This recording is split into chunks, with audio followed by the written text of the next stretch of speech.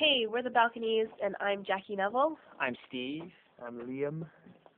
Can you talk about some of the highs and the lows you've experienced so far? So far, we played at a metal bar in Calgary, Yeah. and people laughed at us because obviously it's not the right audience to be catering to.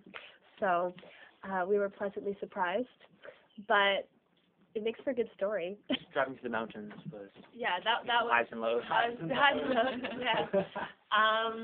And reaching Vancouver finally, it's all of our first time in Vancouver ever, so it's really great to be here. Yeah. And meeting some really great people on the road. It's been really fantastic. People have been very receptive to the music and really gracious. Mm-hmm. Yeah. What were some of the expectations you had going into the album, and do you feel that you met them? Yeah, we've had like a really good response. So I guess we were all hoping while we were recording the album that the energy was going to come through on the album.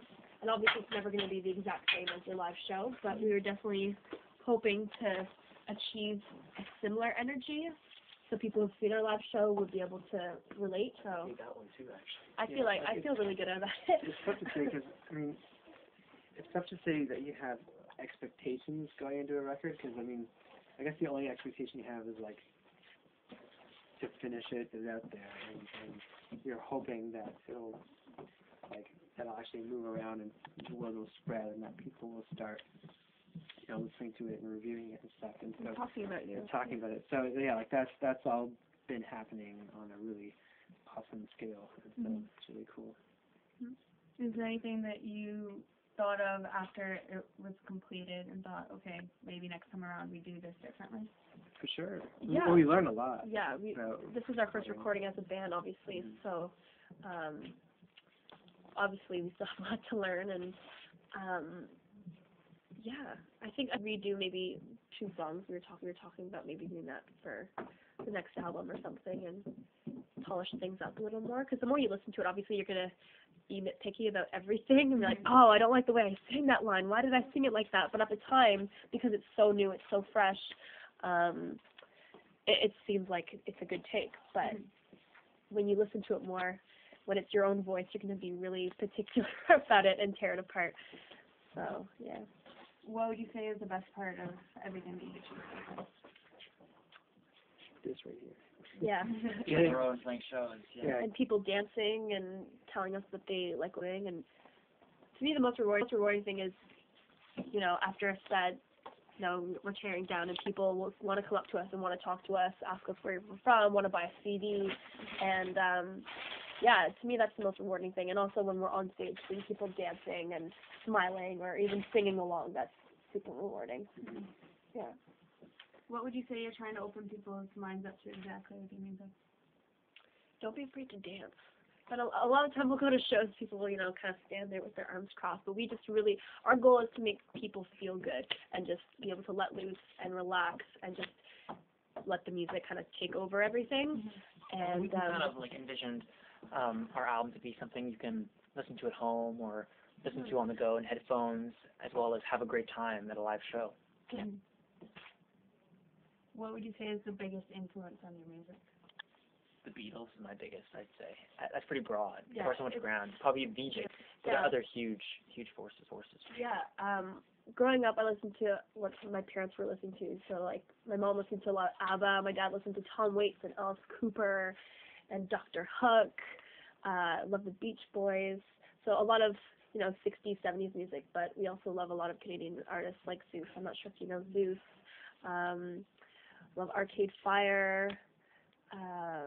Love Dinosaur Bones. And, yeah, it's just really great to be part of that music scene, and we're constantly discovering new bands who are still influencing us, right? So obviously we're going to keep improving and evolving as a band because of that. And then for when we play live, we're kind of always trying to recreate this extreme high energy, sort of blisteringly loud, kind of almost punk influence thing, because we grew up also when we were teenagers, listening to a lot of punk music and stuff, and we were really turned on by the high energy and the sweatiness and the volume levels, just everything just being so kind of over like overpowering as like when we were teenagers, and we just kind of would go to these concerts and just get totally blown away by the fans. So we're really, yeah, like when we play live, we get really excited about our songs, and we get really excited about, you know, being there, playing in front of people, and really get into the moment and try to like, yeah, just really create this sort of like driving, high energy experience people. Do you see making music as something that's magical? Absolutely. It's also therapeutic too. So if you have any built up emotions or thoughts or experiences, anything, I'm always either writing about my experiences or writing about experience of my friends or other people I know. So it definitely is a nice release. And not just the songwriting process that's magical, but also like seeing a show. You know, there's the nighttime, there's the intoxicants, there's the dancing and the fatigue. So it's like this out of this world experience, and like people have been talking about that since like forever, like the classical history and stuff. They talk about the magic of a live performance at nighttime and stuff. Yeah, and we're really like, I mean, throughout the record, there's lyrical kind of like themes that are around like, yeah, like a lot of like nighttime stuff and lucidity, dreaming themes, and yeah, like magic reality stuff, like versus like the conflicts, you know, and so yeah, like we're really into that whole thing, and like when we play a live show, we really understand that like everything has to kind of flow seamlessly, because as an audience member, you want to be like kind of, yeah, like kind of engaged into this sort of like magical experience where like you're watching this band play and like everything just kind of flows and there's all this music and stuff, and we notice you know, like the littlest things can throw that off, like it's like a patchwork comes unplugged and like it all of a sudden everybody's brought back to reality for a second and like kills it. So yeah, like we try to be like as together and as seamless as possible, and like we try to really take all the like go over all the steps before we play any show to make sure that like stuff like that isn't going to happen. The show, like, you know, where everything goes smoothly, it's just like we really feel that like that energy, amazing energy. Yeah. It's cool. Why should people listen to you? Because we're fun.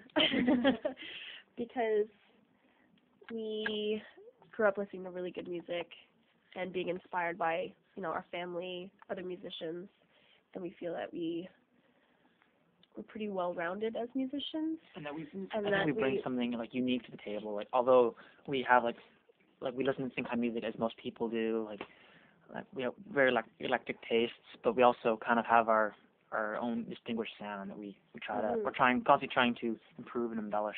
Yeah, and there's something about, I don't know, like we try to really let ourselves come through in the music. Like we try to just sing really naturally, and we have like, you know, our personal ways of playing our instruments, and we don't necessarily try to play or sing like anybody else. So like we're trying to make sure that every song, when you hear our voices, you can tell who's who no matter what, you know, and you can tell that, like, you know, like Jackie's got a very distinct style of playing guitar, and like I try to like invent things on the drums that are kind of like different from what other people do. So we try to make music that's like as real as possible and just like instantly kind of like, you know, engaging to people, and we hope people will appreciate that. If you could change something about the music industry, what would it be and why? It's tricky. I mean, like things are already really changing. I mean, like the past 5 years, past 3 years, past 10 years, like things have become entirely different. Like 5 years ago, it would have probably been way more difficult for us to put out an album on our own, you know, and like fund the recording, fund the manufacturing, fund the publicity and everything all ourselves, and fund like our first tour. Like I think it's already really changing, and we're doing things the way we want to be doing them, and so it's like, I don't know, like I'm really happy about the way that we're doing things, and it's like we kind of are making use, or I guess taking advantage of all the things that are changing in the industry right now, and how accessible everything is. Like having the internet, like obviously like in the 60s and 70s, only select bands were able to, you know, perform in front of large audiences and everything, and because the internet, you know, everything's at your fingertips now, so that we definitely take advantage of that for sure, as many audiences as possible.